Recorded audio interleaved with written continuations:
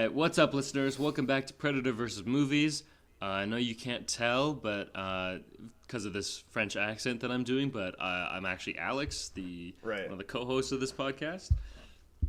And I'm actually Aidan, and that's a Russian accent for those who couldn't tell as well. I mean, the Russians were Russian at the very least. Well, no, some of them were not. Some of them, like okay. Some of them had it, and then some of them were like, I was like, who are you from? Like, what is it? Anyways, but this is not two Europeans talking to one another. This is actually the Predator vs. Movies podcast, where we discuss and review the latest movie releases.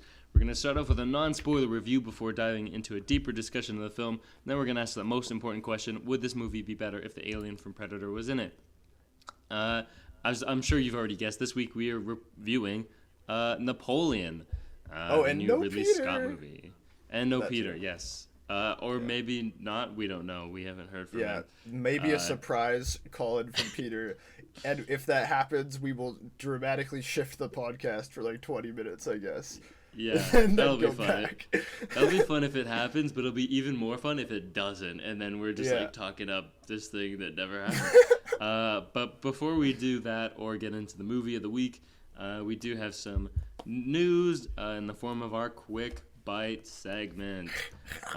So I've just pulled some news, and Aidan is gonna react to it in one word, I think is what the rule is. Yeah, and he did the sound bite. So first quick bite I have for you, Aidan, from Vanity Fair. Dave Filoni has become the chief creative officer of Lucasfilm.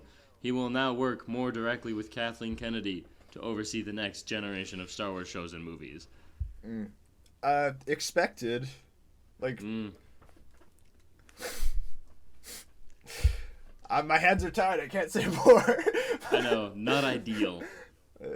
Yeah. That's 2 words. But yeah, I heard that there's some behind the scenes stuff for Andor, so very slight spoilers for whatever that ends up being, but they Chopper from the Rebels show was behind the scenes of Andor. No. Oh, no. No. That is so upsetting. Yeah. I don't know I doubt that could have been Dave Filoni, just based on the timeline. Like, do you think he got hired in day one? He's like, get Chopper in the show, stat! I need Chopper in this right now. I guess maybe it was delayed by the strikes. I don't know. Oh, so maybe. I don't know. But that's very upsetting to me. Can we just take Star Wars out back and kill it? Can we euthanize Star Wars? It is time. I used to be the biggest Star Wars fan, and I'm just like, I'm done. I'm done, guys. I didn't need more. I think we were good with the first 3. Yeah. Stop it, Empire. Don't do the number business. Don't do the prequels, sequels. I didn't need any of that. This was, anyways. Next bit of news, quick bite. The executive producer of the Squid Game reality series says the anti-capitalist allegory is only one very small part of the actual Squid Game series. Yeah. Lawsuits. I don't know. There was. I didn't look too far into that. Do you want to tell me what that is in more? Yeah. Than one word? The reason I say that is because that's a hilarious thing to say. 1, because did you watch the show? 2, because people on the reality show, like the contestants, are suing the producers for experiencing hypothermia and sickness during the red light green light game, which during the show people get shot in the head. But people in the reality show were not being treated well, apparently. So I haven't watched the show. I did see that actually, the hypothermia thing. Yeah. Red light green light does not involve temperature or coldness. Yeah, I don't know. In any way. So I'm very confused what they did differently. Was it just a big fridge? Is that where they played it? We're going to play it in an industrial freezer? Yeah, the idea of making these people who definitely need the money compete these games in really awful conditions for seemingly no reason. That's in line with the show. It's a faithful adaptation. This is true. It's very funny to be like, this isn't about capitalism, and then just kind of like taking on the role. It's very much like history mimics art or something. I don't know. Life mimics art or whatever. Netflix is who are the guys at the end of the show who are like 69 is my favorite number. Oh, the Americans? Yeah, those are yeah. Yeah. Netflix is those guys. Yeah. Last bit of quick bite news. Ridley Scott says he decided on casting Joaquin Phoenix as Napoleon after he took a photograph of him and stuck a hat on it. And he said, there it is. Nice. I like that. That's how all casting should be done, yeah, I think. Yeah. No, that's cool. Just like two fingers sliding. Yeah, no, that's sure. But we do have one more thing. Usually that would be an excellent segue into what we're talking about. But we do have another segment before we do that. What is it? Vroom, vroom, vroom. Heading into the trailer park. We're heading into the trailer park where ATVs and bikes, motorbikes, motorcycles are like having a derby. Yeah, it's very well, they have disruptive. to roll into the trailer park to watch the trailers because there's a projector set up in the trailer park. Oh, thank you. Yeah, it's projecting onto the side the of an RV. Yeah, on the side exactly. of the trailer. Yeah. Anyway, so the trailer we have for you this week is very old. I saw on YouTube it came out 2 weeks ago. We just didn't know. We just missed it. I saw this trailer the first time while I was watching the movie we are reviewing this week. I had seen it before then, but I did see it during Napoleon as well. And so I was like, oh, what's this? And I was trying to guess what this movie was for the longest time. Because it starts out and it's like 80, and I was like, oh, there's a new 80s movie? What? And then like a storm, and then icicles come from the ground, and I was like, they're doing Geostorm 2. That's what this is, right? It's Geostorm 2, okay. Or like today the world stood still. I don't know. There's a bunch of like no, until you see the logo, there is no hint that could possibly be. It's not even tonally the same thing. Like I feel like the first Ghostbusters was a pretty straight comedy. It's Ghostbusters. That's what we're talking about. Ghostbusters, Frozen Empire. Which I just think like. I haven't seen Ghostbusters in a long time. I think just because I've soured on Bill Murray since then, I've soured on Ghostbusters in my head, even though I haven't rewatched it probably in like 5-7 years, whatever. But like, I don't understand like who is in line for this franchise anyway. Like what? Like didn't the last one didn't even do well, did it? No, I don't think so. Afterlife? Afterlife. That's what confused me too, also, is Ghostbusters Afterlife. I thought this was going to be Ghostbusters Afterlife 2. It is. It is a continuation of that. It is, but it's not called that. It's called Ghostbusters Frozen Empire. I have to keep looking to remind myself what it is called. Yeah. That is very difficult to not even have the numbers. It is just subtitles. Anyways, I completely agree with you. I was watching the trailer and I was like, why is this so... I was like, why so serious? Like that, like the Joker. Just like that. Yeah, thank you. You got it. Definitely wondering why we thought... It's just the modern blockbuster, kind of like this is how we do things now, is like we take IP and... doesn't matter what the tone or the aesthetic of the original was. It's all going to be this one thing that we do now, which is serious but with like quippy jokes and like ground level and a lot of like freehand camera, like you know what I mean, like just that very thing. Which, and the thing is, I also feel like kind of we're past that too. I also feel like that was the trend of like kind of the 2010s. That I feel like faded out towards the end of the 2010s, no? Like, I don't understand, like, it feels like we're past this, so I don't even understand what, like, on a producer level, like, why even do this? Never doubt the studios to be past something. We'll be getting Marvel for a lot longer in a similar example of being past things. But yeah, so basically for this trailer, Cold Man, Stranger Cold Things. Lucifer, Cold Devil Man made people freeze in July, and that's really weird because usually, I don't know if you know this, July is warm if you're in New York in the upper hemisphere or the northern hemisphere, not upper because we're not. Well, what the Ice Ghost doesn't realize is that like ghosts got nothing on New Yorkers, and so they actually have, and that's what he's gonna learn. And he also doesn't know that they actually have Ant-Man. Right. They actually do have Ant-Man. And they have Stranger Things. Yeah, between those two other properties, I think the Ghostbusters will die. The Ghostbusters will die. I mean, the good guys are going to die. They're very old, and they're in this movie as well. That's another thing. Like, why is the franchise kids now? Yeah. Why? I mean, because yeah. Now the kids I guess have just to trying fight to ghosts revitalize it for kids. And it's not a kids movie. Like it's a hyper serious movie for the adults who want to watch kids bust ghosts or something. Yeah. Like this doesn't look fun. No. It looks scary. It looks like it wants to scare me. It does look like it wants to scare me. I agree, and where's Slimer? That's my question. It should be Ghostbusters, Slimer Empire. That's what the fans want. I agree. Anyways, let's move on. We watched a movie this week, and it is called Napoleon. It is Napoleon. If only it was Napoleon.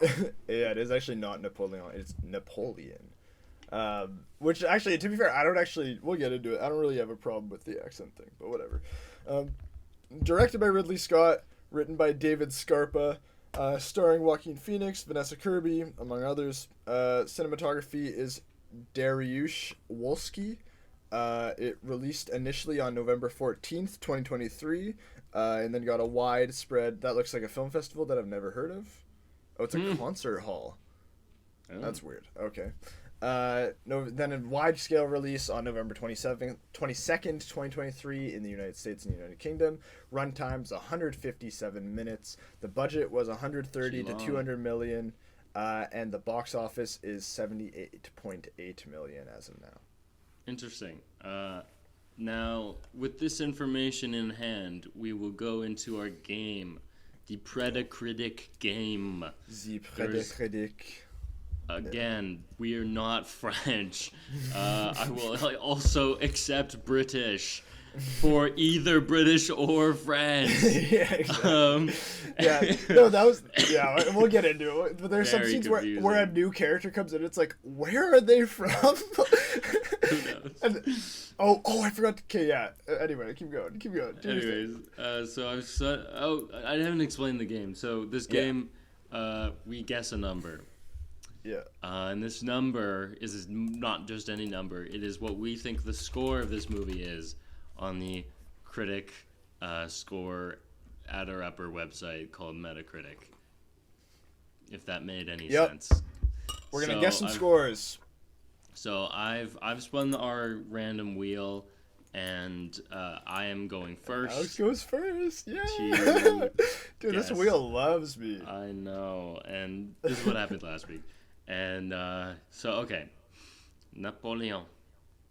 This is always so hard. It's literally 50-50. No matter what I guess, it is 50-50. I have no idea how low it's gonna be. Yeah.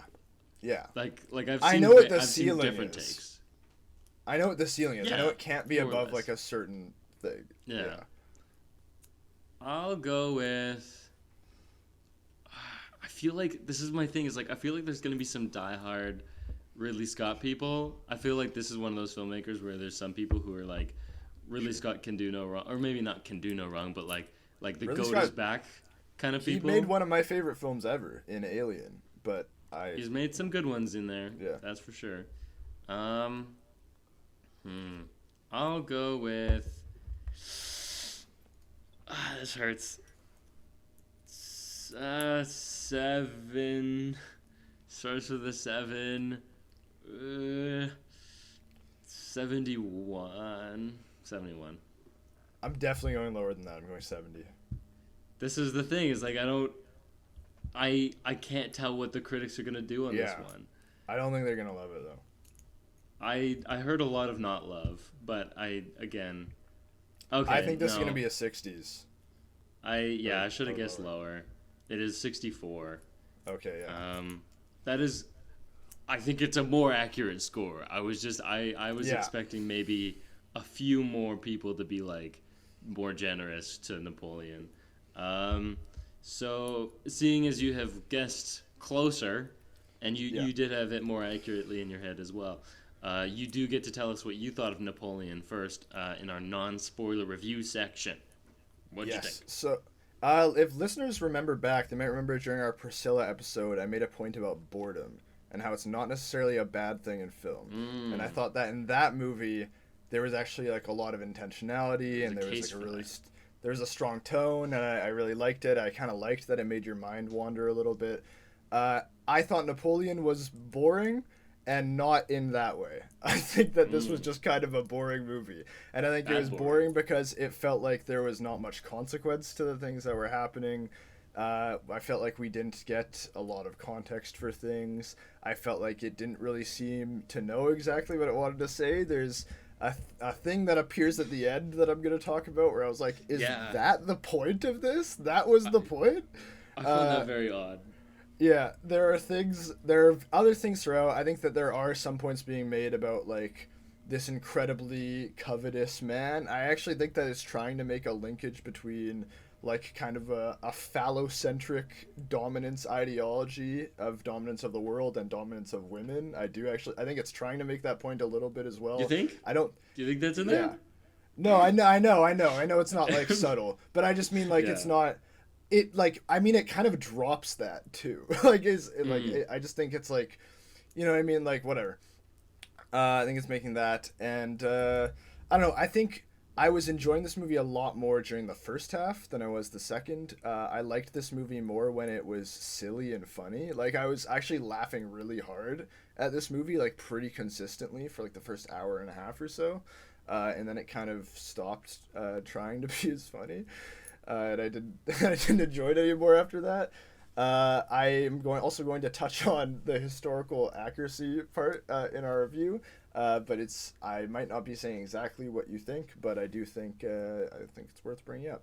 I think there's some fun, well-directed scenes, like in terms of like I think like camera direction is generally pretty good. I think like. I think I've heard some people not liking Joaquin Phoenix a lot. I think he's fine in this movie. I don't really have a problem with his performance. I think Vanessa Kirby's quite good. Yeah, I think that there's some beautiful shots. There's some absolutely gorgeous shots in this movie. There's some weird CGI in this movie. Those are my thoughts altogether. I'm going to give this 3 stars. I will not necessarily recommend this for people. Yeah, I think we're pretty much in the same boat today. I did watch this and just kind of realized that I didn't have a lot of strong opinions on this, and I think that just kind of speaks to the quality of the movie overall.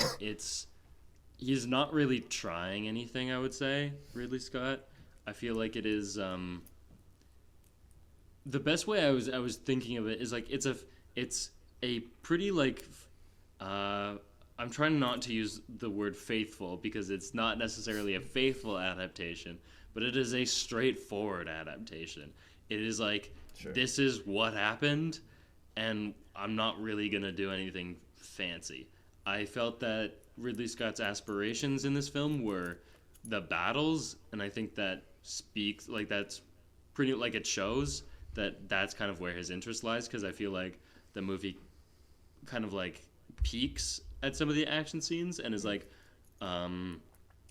it seems like we spend a lot of time with those scenes. We're building up to those scenes, and I feel like he's having a lot of fun with those scenes. And the stuff in the middle is just kind of like bridging between like one action scene and the next.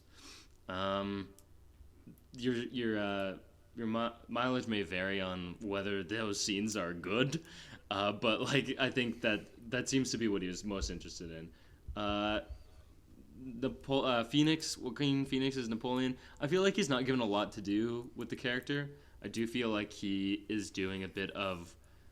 I might get into this more later, but like I feel like he's been stuck doing the same character for the past couple of movies. So he is still Bo in this. He is still Joker in this. Just like an impotent guy, and I kind of just want him to do something different. And so I was quite disappointed that this is just like more of the same he's been doing. It's also like I found this movie doesn't really ask any bigger questions of anything. It's not like it's not trying to make a statement, or usually movies are better if they're asking a question than making a statement, but I don't think it's doing either. It's not really like examining any aspect of Napoleon. I do feel like he's decided what is up with this character, but it's not really like a nuanced kind of like showing different aspects of a thing or whatever. It'd be kind of vague, but it is like you said, his this life is being viewed through his conquest of Europe and his relationship with Josephine, and that is how the movie is framed in like the official like summaries from Sony or like the one on IMDb. And like I think it's sort of accurate to like what the movie does, but I don't think the movie has anything interesting to say about his relationship with Josephine. I do think it is just quite literal. And yeah, I did find this boring. I was quite bored at certain bits, but luckily some of the dialogue is unintentionally very funny. And there are funny. See, that's where we might disagree. Like, I actually think this is. I think this is intentionally hilarious for a while. There's too much where it's like, yeah, like you wouldn't have done it. You wouldn't have done it this way if he wasn't supposed to be funny. Oh yes. There's the one thing where he's being quite silly. I think that. No, there. I know what you're talking about. That was really funny. But there are other things too where it's like that's definitely you're supposed to. Maybe. I think this movie is straight up played as a pretty straight comedy for like the first hour and a half, and then it's like not after. Yeah. Either way, intentional or not, what a strange choice, I'd say. Personally, I was like, I would have really liked that. I think that would be really fun. A straight comedy might have been better. But anyways, so that's would I recommend it in no, I don't think I would tell people to go seek out Napoleon. And star rating, I vibe with a 3. It's just kind of like fine. That's the thing is like I didn't even like hate it that much. I just didn't enjoy myself. So a 3 or maybe a 2.5. But it's just like it's fine. It's a fine movie. But seeing as I did lose the Predacritic game, I do have to I have to summarize this 2.5 hour behemoth. Yes. In 2 minutes. So Aidan, would you do the honors? Oh, pew pew pew pew pew pew pew pew wee woo wee woo. I've decided to be vague when I ask you to do that. Yeah. It's a well, because the thing is, I have it in my head what I'm going to do, and then your phrasing makes me think there's something else I have to do. I don't know how much longer I can, like, how many different versions of that I can, where I ask you to do something without saying it. Okay, so I've got the timer in front of me. 3, 2, 1, here I go. So it's Napoleon's life, basically. Yes. Yeah. But I'll summarize more. So Marie Antoinette dies. She is killed at the guillotine. Napoleon is a commander or something, and he takes over a British fort in Toulon. Not Toulon, Manitoba. Toulon, somewhere else. There's a guy who has been making all the royals lose their head and during the Reign of Terror, and they kill him. And then some people are like, let's do a coup. And so they do the coup. And Napoleon becomes Emperor of France somehow. He meets before this a woman named Josephine. She is the widow of a aristocrat, so the people who were getting killed during the Reign of Terror. She has a kid. Forget about the kid. Don't know his name. And they kind of like do a courtship thing, and then they just like start like raw dogging. They're going at it. And they're married as well at one point. He is emperor, and then he's like, what if I conquered Europe? And so he goes to Austerlitz and he fucks the shit up of both Russia and Austria, and they're on a lake. Surprise! He tricks them, and they go on the lake, and then he blows up the lake, and they drown. And he invades Russia, and when he gets to Moscow, everyone has left, and the Russians burn down Moscow so that he can't have it. They're very petty, and then he is exiled because he wasted so much French resources and army people, and so he's exiled to Elba. Then he comes back, and he does another coup, and he takes over, and he does Waterloo, which, as we know from the ABBA song, does not go well. And then he's exiled again. Oh, and Josephine dies. The end. Yeah, the insert... No, I think you're fine. I think the insert of the Waterloo thing is really funny, because it's clearly like, that's all it's happening. It's the one. Yeah, that's the battle.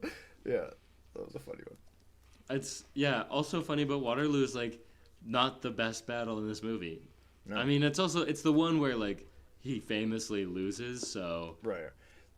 It's also the one with some bizarre CGI. Both me and my brother picked up on this. I don't know if you noticed. There's sometimes where it's like a wide shot of like a marching army, and it's like very clear that like one of the battalions to the side is like copy pasted from like one of the other battalions, and they're like, do you know like in Lord of the Rings when like sometimes the compositing isn't perfect and they kind of look like they're floating on the thing they're running across, like, you know what I mean?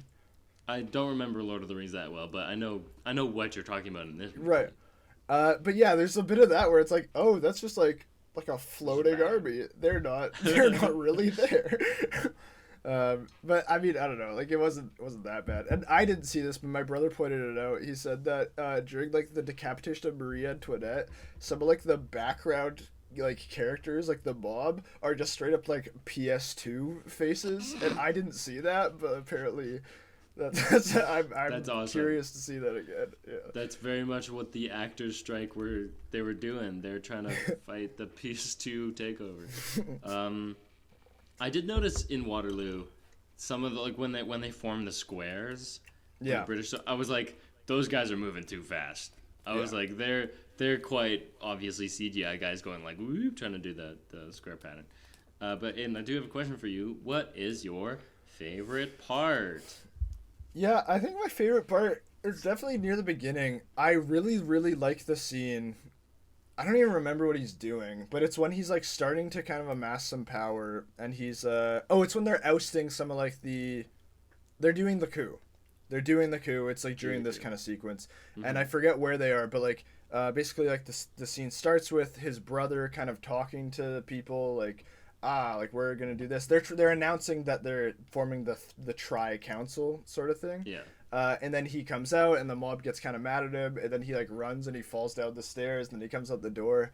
And I just think like this scene to me is emblematic of like when this movie's at its strongest, which is when like, to me, like this scene is clearly just a comedic scene.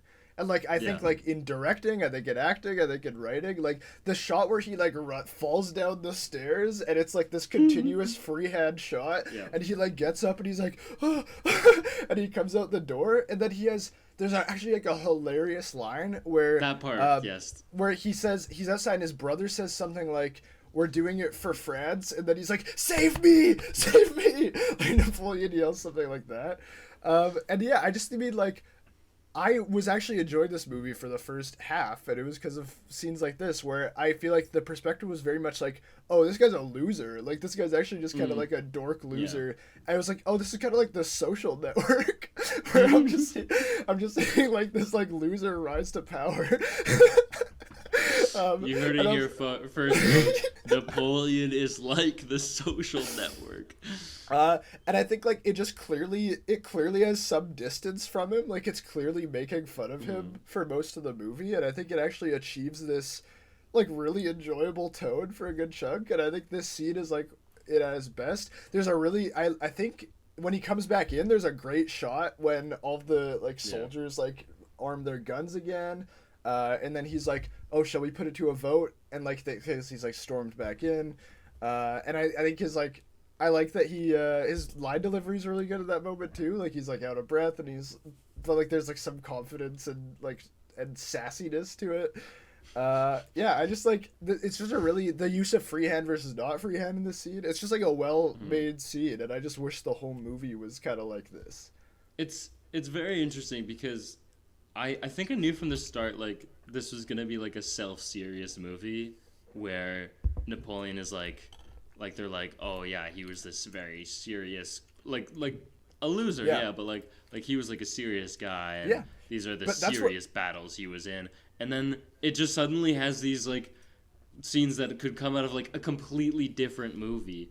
And I think you're right. That is the better movie, is when you realize like, or you recognize that he is this like impotent loser character, and just like make him the butt of the joke. Yeah. I think that is a real like a fun idea.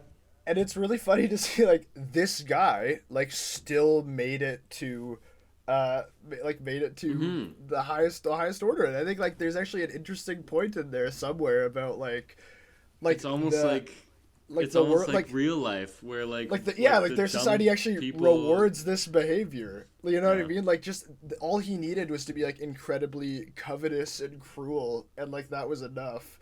But I think I just think I think his self-seriousness is like the root of the comedy for the first half of the movie, and then I think it loses that after.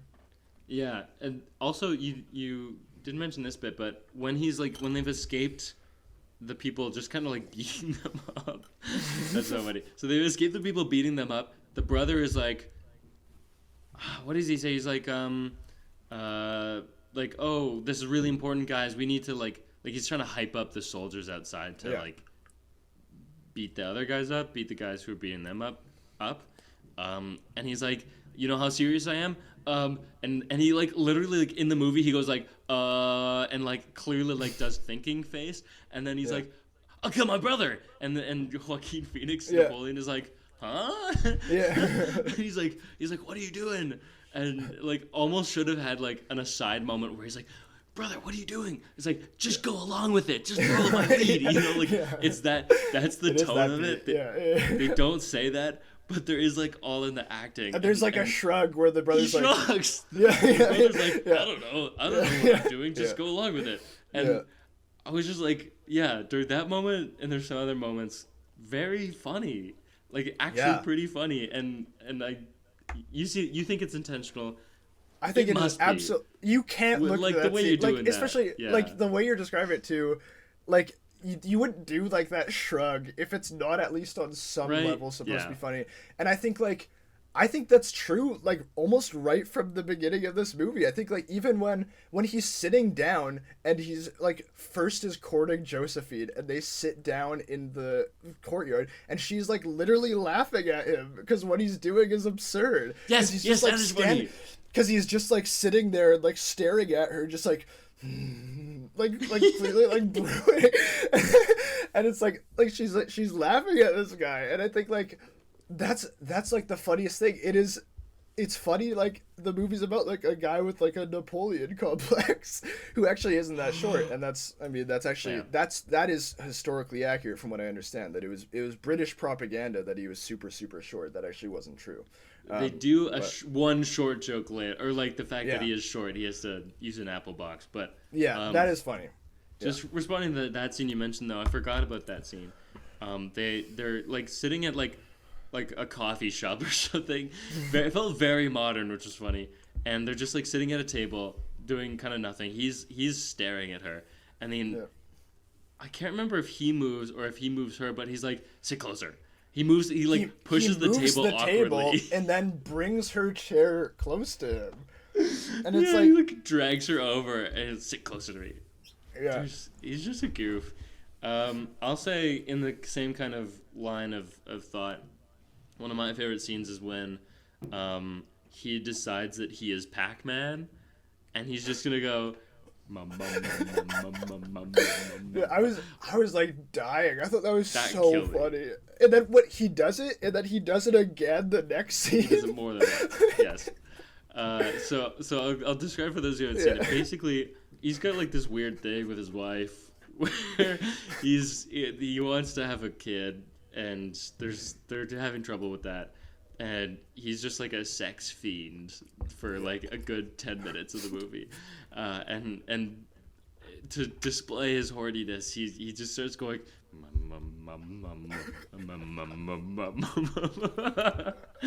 Very funny, very funny stuff. Yeah, and the scene is like she's like with her like handmaidens and like in her room, and he just walks in and starts doing that and doesn't say a word, and then like they just leave.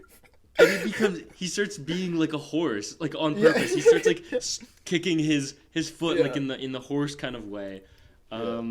That's great. I was thinking the one I had in mind was the breakfast one, where there's like his guards are like his guards are in the room. Yeah. His guards are in the room and they're sitting at this long ass like miles away from each other, and he's going and he like crawls under the table like a little kid. You're right. That is the best part of the movie. And like you can't tell me that's not meant to be funny. Like you just wouldn't do that. It's making me think a good rec I would have for something like that is what do they call it? Something about Stalin. Is it the Death of Stalin? Death of Stalin? Have you heard of this movie? I have heard of it, yeah. That's a good movie. That's like it's a historical film, but it's treating the events as like a comedy. So I would say that does kind of what Napoleon's doing quite well.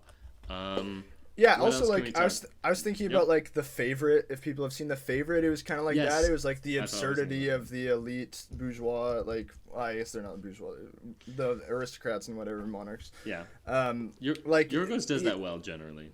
And the Favorite is much better. That's a much better movie. But just like the absurdity of these characters, they're almost always portrayed as very childish, and I think like that's always fun to see, is like these very elite characters being very childish. I haven't seen it, but I think Barry Lyndon is kind of like this too. I haven't seen it either.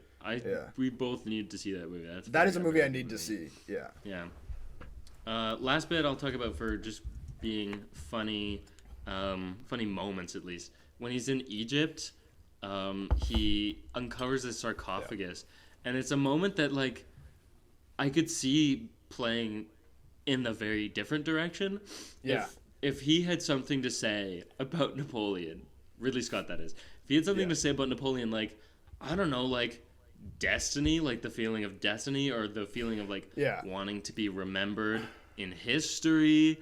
Like I feel like maybe that's the subtext of the scene. There's a bit of that throughout the movie, and like I think that's when he has his kid. Like that's part of that plot line is like he wants to perpetually dominate everything. Like I think that's and he doesn't want to like he wants to be remembered. He wants to be important. So he finds the sarcophagus of an Egyptian king, and he has to step onto a box to look it in the eye because it is much taller than him. That's funny. And then he's just like staring at it for a bit, and just like doesn't really do anything. And then he touches it, and it falls over, and he's like, oh, and then just kind of keeps staring at it. And it cuts to a reaction shot of his soldiers going like side eyeing each other. like that's what I mean. Where it's like it's clearly it's constructed as a comedy, like for sure. They're like, look at this weirdo, he's touching dead people now. Because he's so self-important, and you're right. That is like the comedy of it. It's also very funny dialogue. A lot of this movie. Again, more in the first half. My favorite piece of dialogue is "Destiny brought me this lamb chop." That is great. That's fantastic. Funny. There's also another one where he's talking to a British like officer or something, or it's maybe a monarch or whatever, and he's mad, and he's just like, just because you have boats doesn't make you special or something. And he walks away. You think you're so great because you have boats. Those are the two highlights for sure. There was one other one I had written down. He says, I think it's when he's talking to Josephine. At one point he's like, I'm not built like other men. It's like, that's what we say. Being built different. Napoleon built different. So I don't know what was going on there. They're cooking something. They're cooking up two different movies in here. But I just wish the movie was that, because then we'll get into it. I guess we can get into that now. When it's not that, it is just without direction, without focus. Like you said, I don't think it's saying anything. Like, it's just like... Yeah.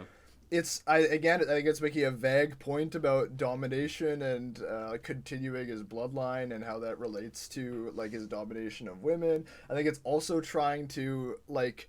I think it's trying to portray his relationship with Josephine as something that's a bit more complex. Like, I do think on some level it's trying to say that he, like, loves her a lot. Like, I don't think, like, the movie literally ends with him saying, like, his last word was Josephine. Like, and I think, like... There's something interesting in there potentially. I actually did think it was interesting, the scene where he finds out that Josephine has been having an affair. He comes home and he like scolds her and he like really belittles her and he's like, "You say it, say it, you're nothing without me." And then the next scene is Josephine like flipping the script on him. And then they kind of in the next scene they kind of like come to an agreement. And so, like, in some points, their relationship was really interesting, and like the power dynamic of it there. And I like that it wasn't completely one-sided. Like, while obviously Napoleon has this like institutional, societal power over her, like it's not in their relationship. Like, she genuinely, like, she's like a part of him that can't be extracted. And I think like it is really interesting that like he starts to lose really hard as soon as he like loses her, and as soon as she's like out of there, like that's when he starts to really go downhill. So again, I think there's something interesting in there. I just don't know if it's ever fleshed to anything I could really dig into. What's funny about that is that Ridley Scott has been talking about how there's a 4-hour cut of this movie, and in that one, reportedly, that is like the Josephine cut. Most of what got cut for the theatrical version is Vanessa Kirby's like scenes as Josephine. I do agree that like that is clearly the more interesting part of the movie, or maybe not more interesting, but like the part where there is some like intrigue, I guess, to it. Yeah, there's more like focus on that. Like there's just the battles are very like literal, and it seems like that's where he's having fun, but kind of like the more interesting character stuff obviously is taking place in those scenes. Maybe it's better in the longer cut where her scenes are in the movie, but I did find like I don't know actually like compared to some of the other biopics from this year, I think Josephine has more to do than say Kitty Oppenheimer. I think this is a less of a what we would call like a thankless role than Kitty Oppenheimer in Oppenheimer. I do agree with that. Yeah. That being said, like she is in this movie, Vanessa Kirby is very much just like the cheating wife, kind of like that's a lot of what she is. The cheating wife who can't have a kid, and so it's a lot of like sex stuff with her, which is like maybe it's fine. Like that's I don't really have like a moral. I actually think like her portrayal is interesting. I think she's like an interesting character. Actually, I think that I think she clearly has a lot of interiority and like does a lot of different things. And I think Vanessa Kirby's very good as well. And I think that. Yeah. Yes, I don't think I don't know if I have a moral thing against it. I just do think that that's all she is doing in this movie, and I don't know. I don't know. It's again like this movie is very like. This is like it's a literal adaptation and not quite a lot of other stuff. I don't know where I'm going with this. Sure. No, I think there is a lot of just like they'll just start fucking on screen. It's a lot. What else can we say? Well, let's talk about the battle scenes then. So, I do think like the movie just kind of like activates during the battle scenes. It's like the scope and the scale kind of become very evident. Clearly, like a lot of work would have had to go into some of those scenes. Lots of like extras, horses. I think the scenes are, I don't know about tense, but like they're kind of like entertaining to watch most of the time. I think they're well directed and well edited. But I will Yeah. say, just like from a narrative standpoint, I did kind of they kind of glazed over me a little bit, and I think like there didn't feel. I think like what you were saying, like it felt like the movie was just trying to get to them, and I didn't feel like there was Hmm. much build up or fall off to really any event that happened in this movie. But like for example, like when he like ambushes the one army on the ice, like I think that's a well made sequence. Like I like it. I think it's quite well done. But I just like I don't know. Like sure, I guess that like that can happen. I think what we're getting at is like there's no stakes here. Yeah. We all know what happens to Napoleon, so and and we know that he wins a lot too, so it's like and I feel like there's kind of like the knowledge we come into the theater with, but also I feel like the movie knows too. Like I don't think there's Yeah. ever a point Yeah. like the way the battles are depicted, it's kind of a knowing like, yeah, don't worry about this. He's it's gonna be fine. Like it That is true. there's not like a they don't build suspense about like will this go well? Is something gonna go Yeah. wrong? It's again it's straightforward. So like I keep thinking about Austerlitz is um, because that's a battle he wins. I feel like the way it's portrayed, we know from the beginning throughout the whole thing, he's gonna win this one. There's not any moment of like, oh no, like oh is something gonna go wrong, um, and yeah, I feel like the stakes just aren't that much for him because as it also like just as a general, he's not in the thick of it until you know maybe he rides his horse into it and decides to be part of it, but he's not at risk at any point Sure. while doing this. Maybe like risk of his ego, but like the outcome of the battle is written, and I yeah, it's just that's kind of what the glazing over for me was. Is just like I know this is gonna go fine. He's gonna be fine. There's no one else I care about in this scene. It's just like what? So what's the point? You know, Yeah. why am And I seeing this?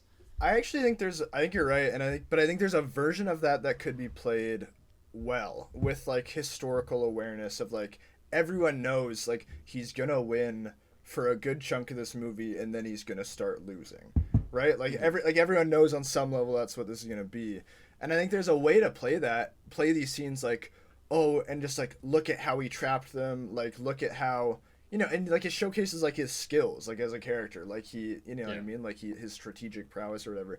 I think my problem, the reason why it doesn't work, why this portrayal of it doesn't work, is because it doesn't feel like there's any like mounting antagonistic force against him throughout the movie, Yeah. and I feel like there has to be.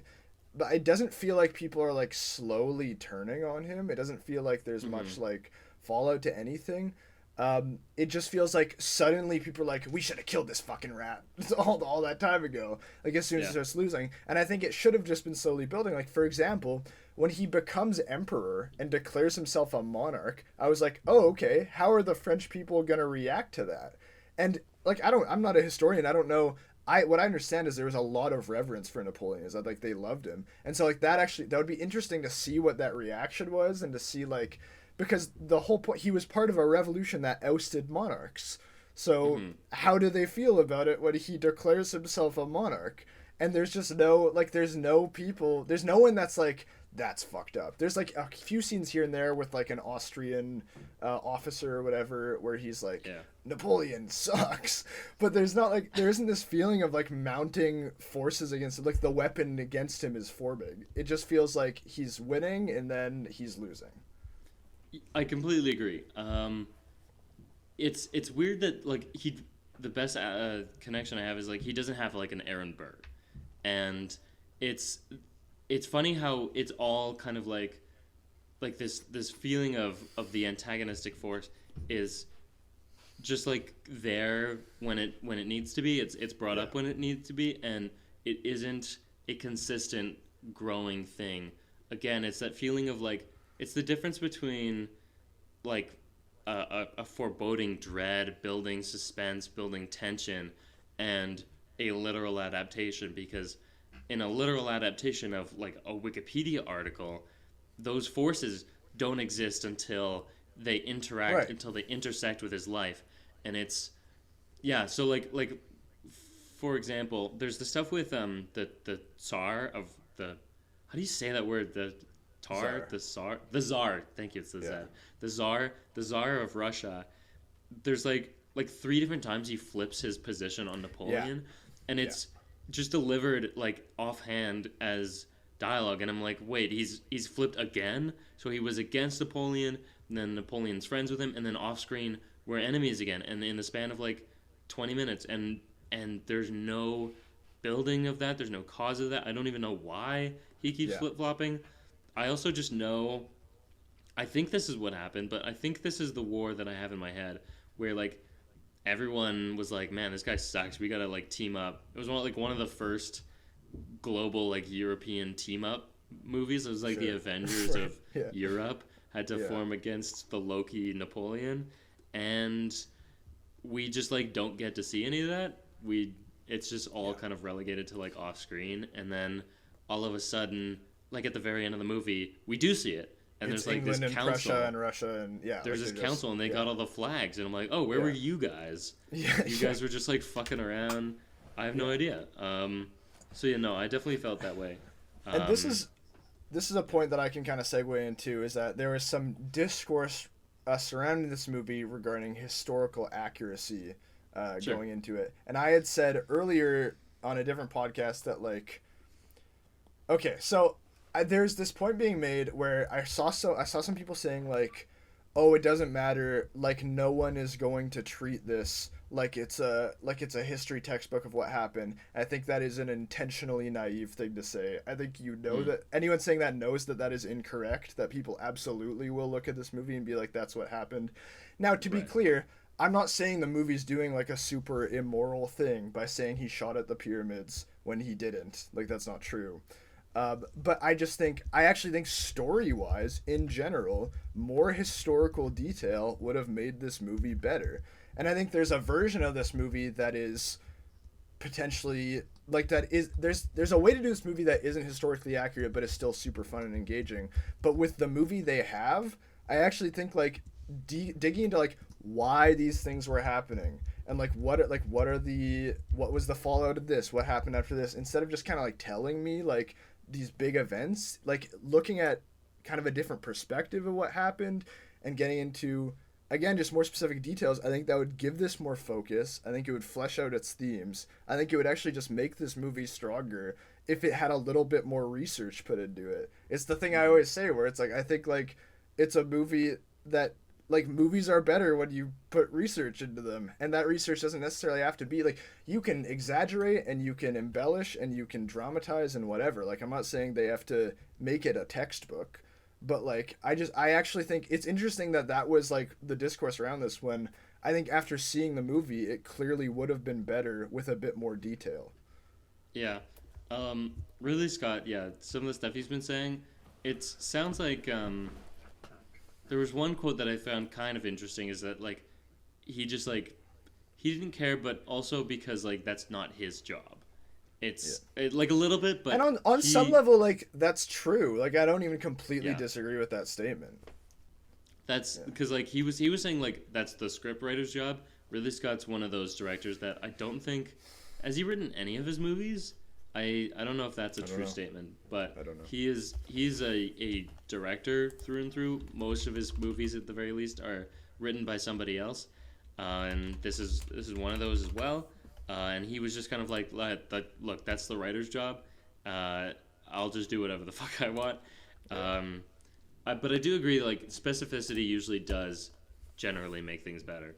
I'm still thinking about some of the battles. I thought about why it feels like inevitable, I guess, like why the outcome doesn't quite feel surprising, and why I did just kind of get bored. I think it's two things. I think the cinematography chooses an omniscient perspective.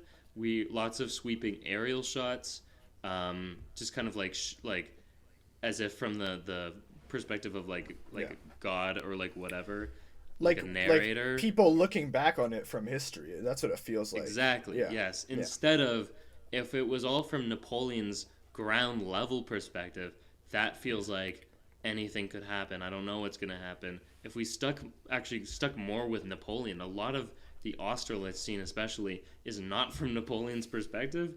It is there's very little Napoleon in that scene. So I think that's a big aspect. And then another thing I think is the editing. Again, how editing and like specifically the rhythm. I do feel like if everything has kind of like the same length, if every shot has the same length, it does kind of feel like we're just like a slideshow almost. Yeah. And I feel like if everything kind of has the same level of importance because it doesn't build to anything. It's not like we're not, again, like I said, the words like tension and suspense just aren't part of the vocabulary of those battle scenes. It is just like, and then this happened, and then this happened, and then this happened, because and so it creates a sense of like, I don't need to worry about this because the movie is literally telling me, don't worry about this, it's gonna go fine. And I will say, like, I think you're right, but I also do think like there's a way to play it the way they've played it that is done well. Like I think it's fine to portray it from like an omniscient perspective, and I think that there's a way to link that thematically that would have been really interesting. Like if we take the perspective as people looking back on this, if like from a historical perspective, I think like considering how much like how many myths there were around Napoleon, how much propaganda there was, how much whatever, like, you know, there's the idea that like he blew the nose off the Sphinx. Not true. Like there are drawings of the Sphinx with the nose removed 60 years before he arrived in Egypt. Do that. Like they didn't do that. No, but my point being, like, it actually would be interesting to portray, like, to make a point about like history in general and like what do we know about this guy, how do we know about these things, and what does that make us think about them. And I almost think like there's a line towards the end that made me think, oh, was it trying to do that? I don't think it was, but it made me think like, oh, that's a direction this movie could have gone. And that's when he talks later about, he's talking to these girls in his garden when he's exiled, and he asked them like, who burned down Moscow? And they're like, well, the Russians burned down Moscow, they did it themselves. And he was like, no, I did. And then they're like, no, it's common knowledge. But like playing with that idea of like history being something that's contested, like might be a really interesting thing. And within that context, portraying all these battle scenes from this kind of omniscient historical perspective might be very interesting. But I think it's an example of this movie like maybe like dipping its toes into a certain idea, but being very afraid to jump in. I think you've pointed out another great scene where he's being kind of like a goof based on, it's not played particularly comedically, I'd say, but I think that scene does kind of like have a comedic premise to it and definitely could have been played differently in a more comedic way, that plays off of his like I forget what the word is now, but like a comedic character has like it's like a fatal flaw, but make it comedy. I don't remember what we called it. Like, because I did the comedy class, and it's hamartia in tragedy, but I don't know. It's his funny hamartia. It's his funny bone, we'll call it. So his funny bone is that like he is just so, he's got his Napoleon complex. He's like got to be more important than he is, and so like that's inherently. It's the incongruity of like what he thinks he is versus what he actually is. That is the funny bone thing, whatever it's called, and so so that scene should be funny, and definitely could have been. And I think you're right. It's an interesting idea that I don't think they do. I think what the battle scenes do take pleasure in is like the gore aspect of it. I do think he's really trying to show that brutality. There's lots of scenes with. A lot of scenes with cannons and what cannons will do to the human and horse body. Yes. I was like, man, that's gross. But like, you know, you do you. That's kind of my take on that. Yeah, I don't morally object to that. I find it gross, but I think he wants you to think that.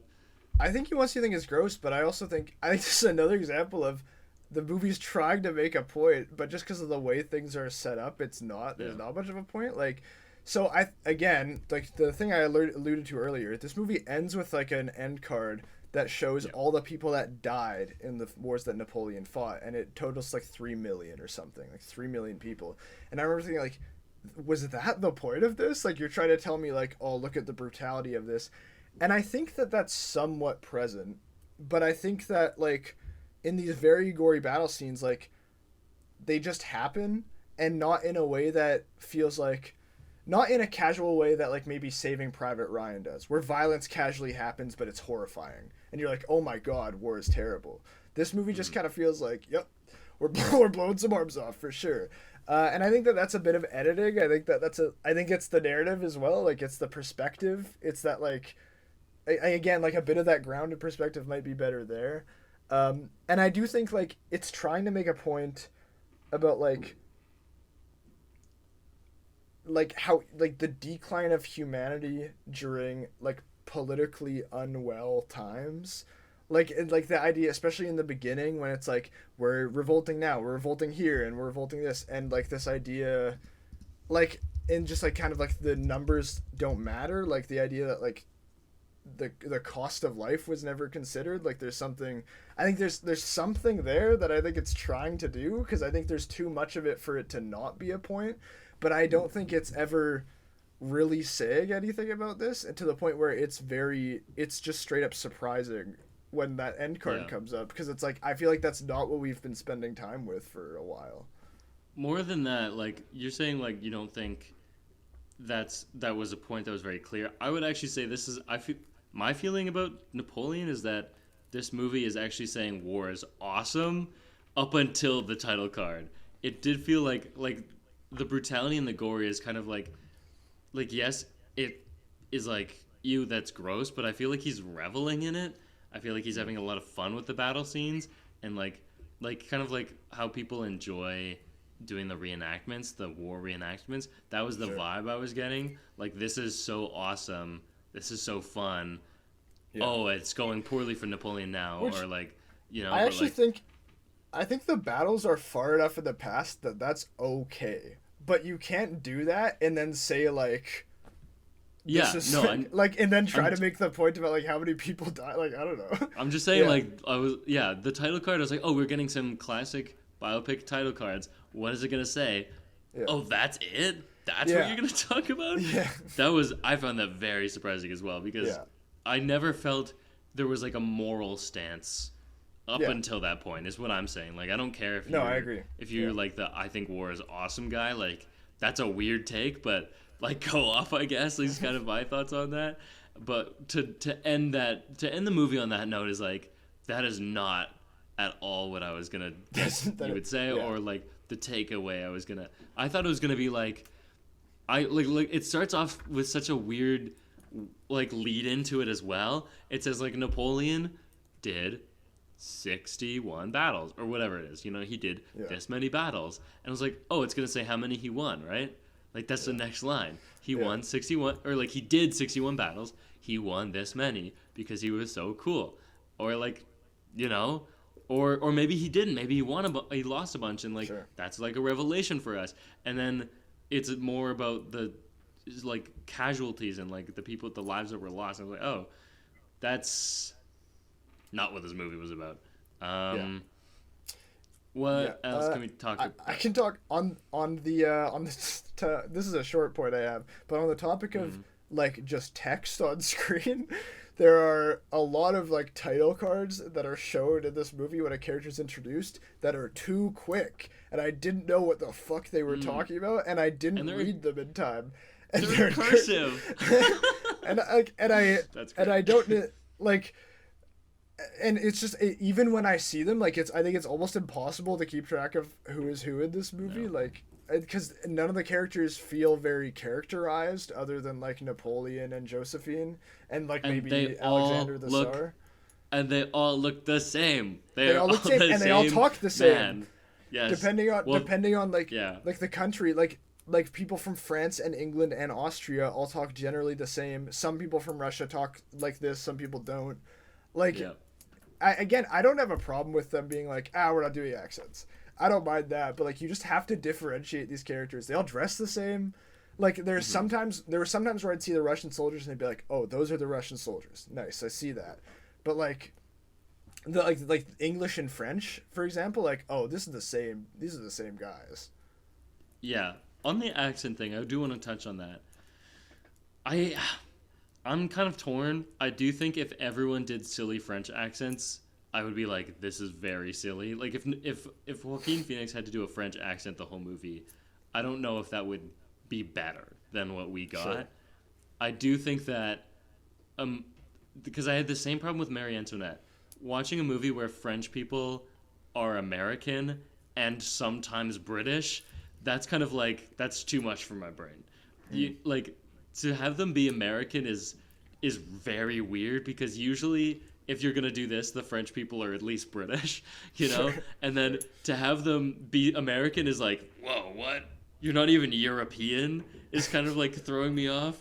Sure. And then also that they are both and interchangeable. And then sometimes the American French person is talking to the British French person, and the British French person says, man, I hate those British fucks. Yeah. They suck so bad. Can't wait. And I'm like, you're not them? But to me, like, that would be fine if they had the same accents, but just clearly were different. Like, if in some other way they were differentiated. Yeah. I'll have a point.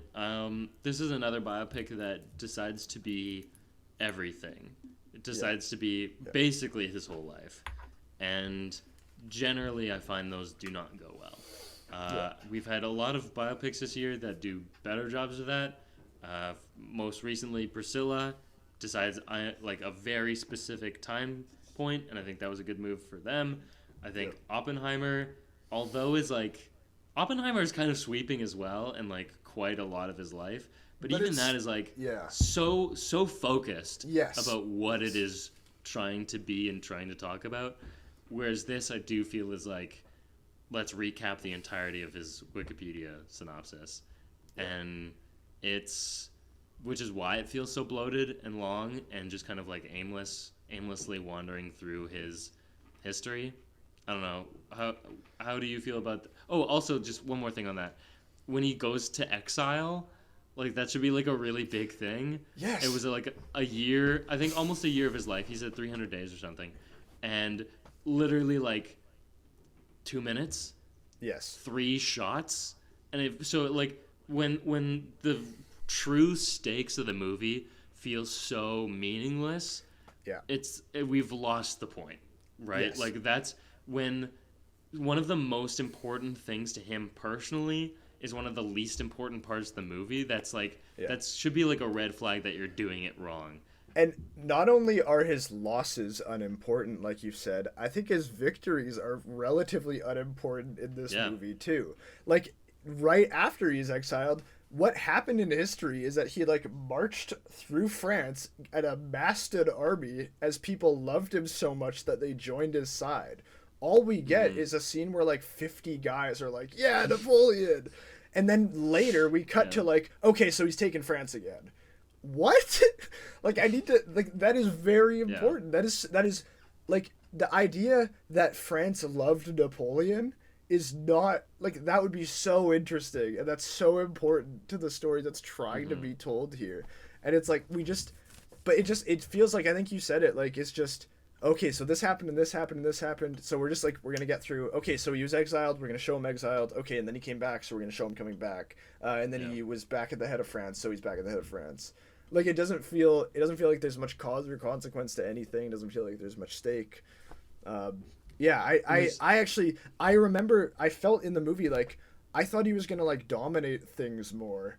I like never felt I didn't really get a sense that he had like dominated the world. I was like, I think an idea of like a montage of like the scope that he dominated, because I'm not a historian, I don't know how far he stretched, but my understanding of Napoleon was always that like he had conquered like a lot of stuff, and we don't really get that impression in this movie. And again, it's another case of like, if you just like looked at historical details more, I actually think this would have been more interesting. Yeah, and also just like characters are also we kind of talked about this, but like characters are dropped and then brought up when they're important, and they're not consistently in his life. So the one that I'm thinking about, like, is his mom, just kind of like wanders onto the scene at some point, and we're supposed to be like, oh, that's his mom. Doesn't seem like a big character. I forgot it was his mom. I was like, oh, yeah. And then there's like the pivotal scene where his mom is telling him to fuck like an 18-year-old, so that he can have an heir. And it's like clear like he's got mommy issues because his mom is telling him what to do, and that feels very much like a bigger part of the movie, maybe. Yes, like, and maybe in the we want beginning to of the explore movie, that. in the beginning of the movie, like there's a point being made about like he's talking about his mother, and he's like, my brother and I are destined for glory, and we can't let you down, mother. And it's like all like we're set up to believe it's all about her, and that it's very quickly not as soon as we get into the movie. Yeah, just a weird movie. I'm almost done. I have like one. Anything else, I don't think. Like the only thing I have to say is there are some legitimately gorgeous shots in this movie that were like Renaissance paintings that I just like particularly when he's being his coronation. I was like, oh my god, like the composition of some of those shots. I was like, wow, that is actually incredible. I don't know. I liked the quality of the lighting a lot of the time. I thought it was pretty nice. They're just like, especially I like the use of freehand versus not freehand. I kind of mentioned that a little bit. There's some really nice shots. Like there's one shot where like I can't remember if it's during the scene I already mentioned or if it's a different thing, but we're kind of looking down a line of soldiers and they all like aim their guns in like a sequential order. So like paying a lot of shots that pay close attention to like the order of things, and we're in this very like kind of aristocratic like governmental state world, and so I think it's interesting to have the camera focus on that. Yeah, like there are a lot of shots that I just thought were very nice. That's pretty much all I have to say about that. Fair enough. There was one shot at Josephine's estate where she's like looking out at the pond. Yeah. And there's like the swans and they're out of focus and you can see them like together, and then one of them like they separate, they leave. And it was like I was like, "Oh, that's like a really cinematic, like sometimes I hate that word, but like it's what we would call like a cinematic shot. Like it's evocative of something." And I was like, it was one of the few moments where I was like, "Oh, this is like Oppenheimer. This is like the Oppenheimer moment," because like I feel like that movie does evocative images very, very well. That movie feels so grand and so meaningful all the time. Yeah. Just go watch Oppenheimer. Go watch Oppenheimer. I hate to say this, but I feel like I do bring it up whenever I notice it, and it's that focus very soft in a lot of scenes here. Sometimes just straight up static shots where the character is completely out of focus. Well, not completely, but it's like their eye is very soft, and you can tell that it's like their ear that's actually in focus or something. That happens a few times, particularly on Josephine. It happened enough specifically on Josephine. I was like, are they doing a soft focus on Josephine on purpose? And maybe they are. Are they doing a soft focus gag on her? Are they soft focusing her? But like, just regardless, that's a nitpick, and I don't think it's a real criticism. It's just whenever I notice it, I'm always like, that's out of focus. I saw you. I didn't pick up on that, but I'll ask you something else about the cinematography. Heavy use of filters. Ridley Scott is.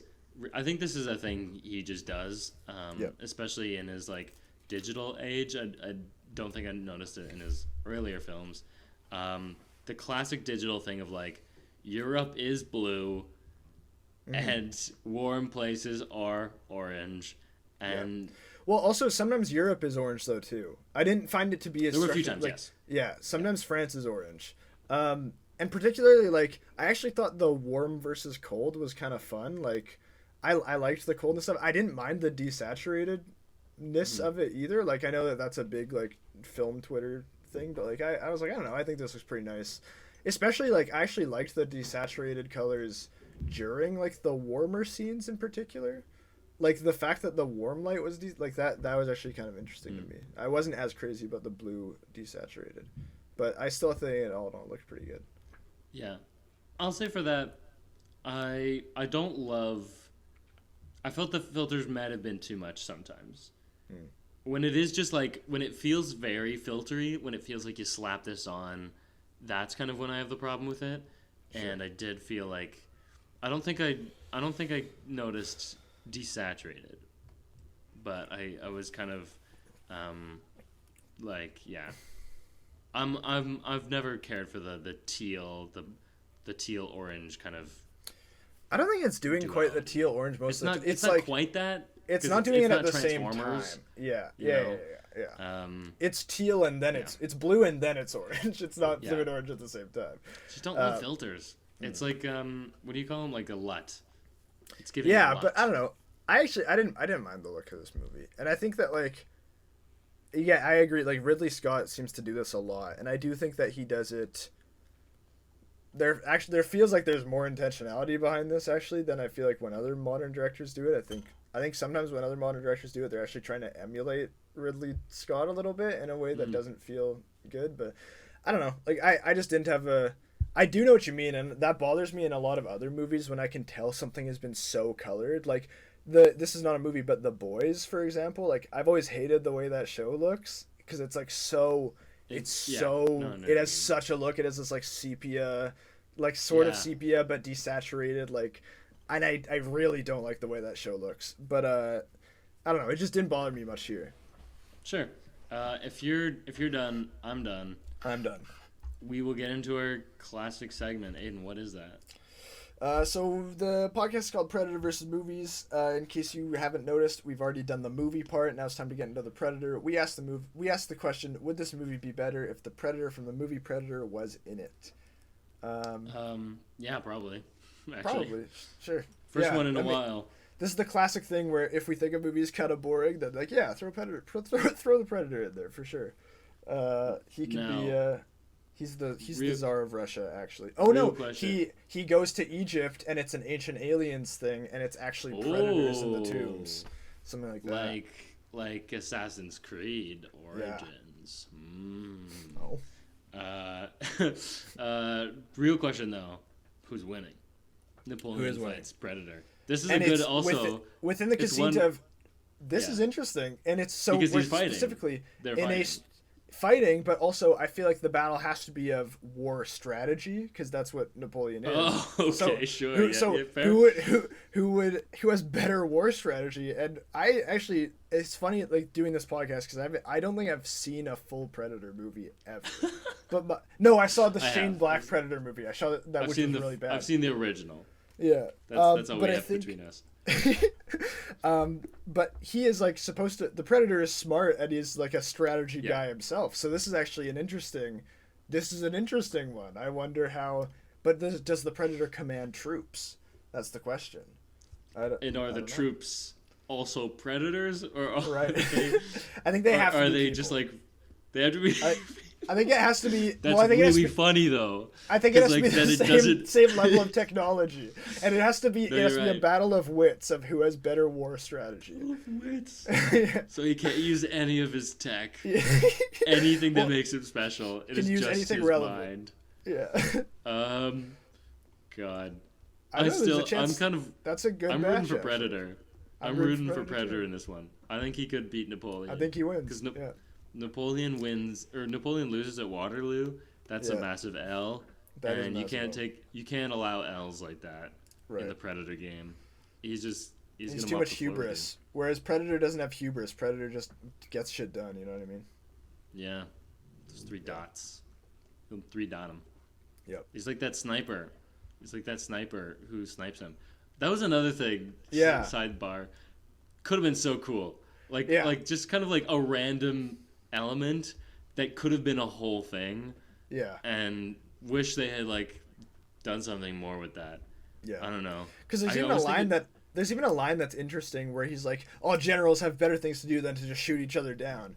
I was like, "Oh, that's interesting." Yeah, like they're not supposed to. Like it's like a rule. Yeah, I was like, that's I don't know. That would be fun. That'd be cool if we talked about that. I was all like while seeing that I was like a more interesting movie would be like let's follow this guy way earlier with no context of what his role is, and then he's the guy who shot Napoleon's hat at one point, and like that's the would kind be of thing cool. that if we saw him periodically, and we didn't know what the hell he was doing. And we're like, who's this guy? Yeah. Anyways, he was a Predator. So next segment is Predator's Picks. We're gonna tell you what we've been watching, reading, listening to, or maybe playing. Yeah. What? We do that? Anyways, Aidan, what have you been mediating?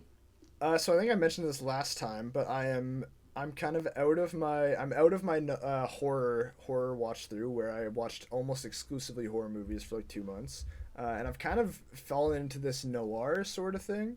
But I think I'll expand it to just I'm very interested in post World War II filmmaking broadly, and so I think that's a very broad category, but I think I'm gonna stay in like the 50s, 60s for a little while and just like look at that. Sure. But I have watched a couple like kind of noir movies. I watched another Carol Reed movie because I watched The Third Man. But I watched Odd Man Out. I don't think it was quite as good as The Third Man, but very, very interesting. This one clearly being, I think in some ways a little bit, it's a bit of a different type of like noir-y movie that I think actually is drawing on like German expressionism a little bit more than The Third Man. It was really, it's a less like kind of traditional story. Like it kind of jumps around a little bit, and I don't know if that always works all the way. Like some characters are, yeah, right. Like some characters are kind of like lost a little bit, but I think I really, really like this movie, and it's a movie that made a profound impact on me, but I don't quite know what it means. Like I felt very strong things watching this, but didn't quite know exactly what it was saying, but it still felt very intentional, and that's always interesting. So this is a movie that I had an idea of some of the things it was saying, but it would be a movie that would be very interesting for me to revisit. I also watched a movie called Panic in the Streets. This is, I don't know, am I pronouncing it wrong? Elia Kazan, something like that. He's a very famous director. But yeah, I've heard of him. This was a very interesting movie that I really, really loved. That I feel like I could see how other people wouldn't like this one as much because it feels basically the premise is that there's a guy who is killed who had like come to the country. He's an immigrant, and he is carrying this disease with him, and they discover his body and they discover that he has this disease, so they have to find who murdered him because he's going to spread this plague. The murderer is going to spread this plague. And so that's like that's the plot of the movie, and I feel like people might not like it as much because it's kind of like it's not super tense, and that sounds like a very tense plot. Like it sounds like somebody would be like, we have 48 hours to stop him, and it doesn't have that feeling. But I really, really liked what it was instead, which was like a very interesting movie to me about like, again, like post-war anxieties, and I think it's like it's very focused on these characters. Some very, very gorgeous shots. I really, really like this movie. I would recommend it, and so that's what I've watched this week. Kazan is the guy who did On the Waterfront. I didn't look that up. Yes. That's another one I'm gonna watch right away. He also did Streetcar Named Desire. Yes. Stella. Those are two movies I haven't seen, so those will probably be I will probably imminently watch those. I have seen Streetcar Named Desire for high school because we read the book. Yeah, I don't really remember anything about it. That's not one of my picks. So I have not been watching. I'm not on my movie game right now. I need to get back up on that horse. But I have watched. Actually, there's another one I didn't write down. I've been watching Invincible. I didn't think I would. I thought I would just not have time for it, and I have found time for it. And it is doing its thing. Invincible is one that that's a show that I'll watch and I find interesting, but it's not one that I'm like super invested in. Yeah, same for me.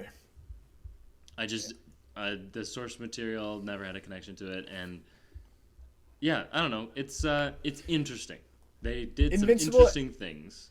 Invincible and The Boys are similar to me in that like I Amazon. like both of. I like Amazon, but also like I mean they're similar in like superheroes, but they're bad and like it's violent. But also like I mean like they're also similar to me in that like I liked both shows. Like I've seen all but the most recent season of both shows, but I'm just like I'm not super. Which in Invincible's case is just one season, but like I'm just not super interested. Like I don't feel like I need to watch the next thing. Like I'm sure if I did I'd like it, but like it's just I'll say that between The Boys and Invincible, This is tough. I think there's what I like about The Boys better is it's not animated, and that sounds mean, but like, I mean, film is kind of my thing, so like, just the conventions of film I'm more used to, and just aesthetically, I'm a film guy, and so when a TV show is movies, I'm like, oh, I like that. But when a TV show is cartoons, it's something that I'm not as well versed in that kind of realm. But I even like given that I think Invincible might be the better show. Yeah. Because I feel like The Boys generally is like quite infantile humor and like, oh my god, like he just killed somebody. Oh my god. Yeah. Penis. Yeah, you know? It does feel like the show is like sneering at you all the time. Like, yeah, it's like, super like, oh, we're so edgy. Can you believe how edgy we are? It's that kind and then of like, sometimes it like falls short. Like, remember, I don't know if you remember like the Hero-gasm like episode. It's like, yeah, it's like this isn't even that crazy. And like, they hyped it up so much, and I was like, Yeah. that was kind of lame, honestly. That wasn't that cool. Yeah. I don't know. I like the show, but it's just I don't know. Yeah, and I think Invincible is interesting because it kind of has that same like edgy tone of like you don't know what could happen, but it doesn't feel like they're sneering. It doesn't have that same kind of tone to it, that vibe. But yeah, I've only seen the first 3 episodes, I think. Apparently they're doing a mid-season break. Yeah. Really That's strange. Yeah. But they're definitely keeping up with their like status quo of like anybody can and will die. I don't know. There's some things that happen in the first 3 episodes that I think one of them, I don't know if they're actually dead. I feel like once you get past the first season, there is kind of like they kill a lot of people in the first season, and then after that it's kind of like, are you dead though? Yeah. I don't know about that. And this, what also I find interesting about this show is that clearly also doing parody of like superhero worlds, same as The Boys. You've clear parodies, but like this one's a little more, also more not implications. Parody? Oh sure. You know, like things have like implications to them, which is something that I like. Yeah. So this threat of like the supermen who are invincible and who have these crazy powers, they do keep showing up and like will just like kill a guy. They'll just like brutally, because they didn't just disappear, they're still around. The like global or the universal scale of the show, I feel like is something, I think more so in this season. I don't think they did a lot in the last season, but like from what I've seen, it feels stronger than, you know, like Marvel and DC don't really do that too much. Marvel's doing it more now, but what else? Like one thing I really like is cloning. Like cloning is a thing that exists in this universe, and what I like is that like because that exists, everybody uses it. And so it's not just like one guy who has a monopoly on cloning. And there's like 3 different people who do cloning.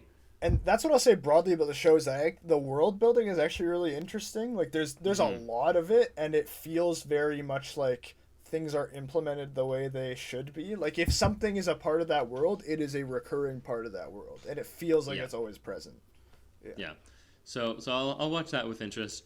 The other show that I've been watching is The Curse. I became a sucker and I subscribed to Paramount Plus. They also have Nathan For You on there.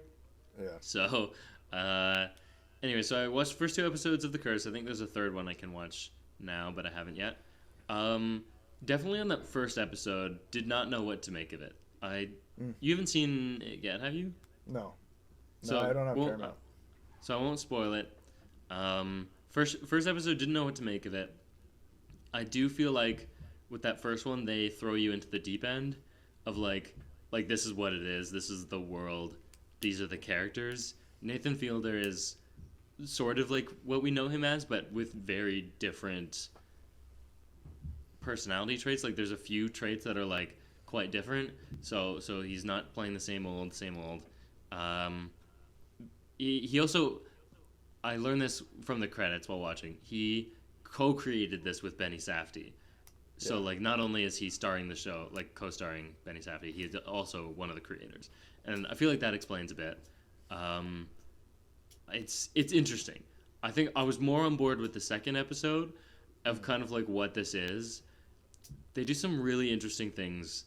So, like, most of the show is, like, in this kind of, like, very grainy, almost, like, voyeuristic, as if we're, like, a documentary crew watching this happen. Well, the Safdies love that shit. They do that.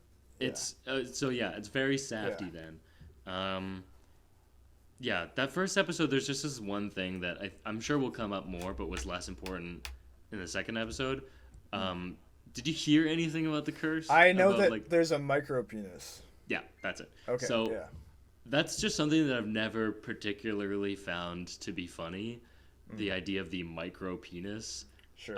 I just think it's disturbing personally, and, like, unfortunate for those who might have.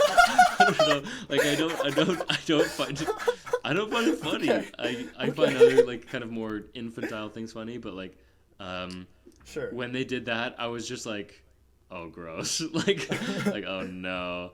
And I like you, I had seen that was the thing before I watched it. And I think it's something that is supposed to be taken as, like, laugh out loud, like, oh my god, he has a micro penis, and I was like, no thanks. But yeah, like, I don't think that'll be a big part. It seems most of the show is, like, the uncomfortable tensions of these white characters existing in this community that is like clearly they're gentrifying and, like, having very awkward moments with people of color.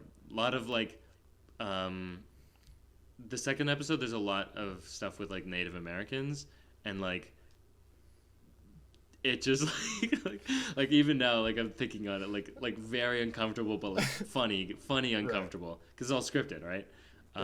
So yeah, I'll watch that with interest. I love what Nathan Fielder does. So. Yeah, I will watch that eventually. I just don't have Paramount at the moment. You just gotta find it, yeah. The other thing I've been doing is playing Red Dead Redemption 2. As I was talking to Aidan before, like, I'm not a big gamer, but, you know, I've just kind of, like, fallen upon this game, and I really like it. It's awesome. I like the kind of, like, open world aspect to it. It feels a lot like Westworld, in that you can just, like, be, like, chilling, like, doing your own thing. You don't have to do the main story, and then you'll find, like, a character who needs, like, a side quest kind of thing. You can just, like, tame horses. Like, you can just be like, I'll just tame horses today, or I'll just, like rob people, I'll loot people. Like, you can just do whatever. You can go pick plants, you can go hunting and, like, try to, like, up your outfits and whatever. Like, there's so much you can do in that game. Like, it feels, like, so big. The map is quite large as well, and I've only just realized, like, how big it is. And then like things will just, like, you'll just be vibing, and then all of a sudden, like, a KKK rally is cropping up in the woods, and you're like, what the fuck? What are you guys doing?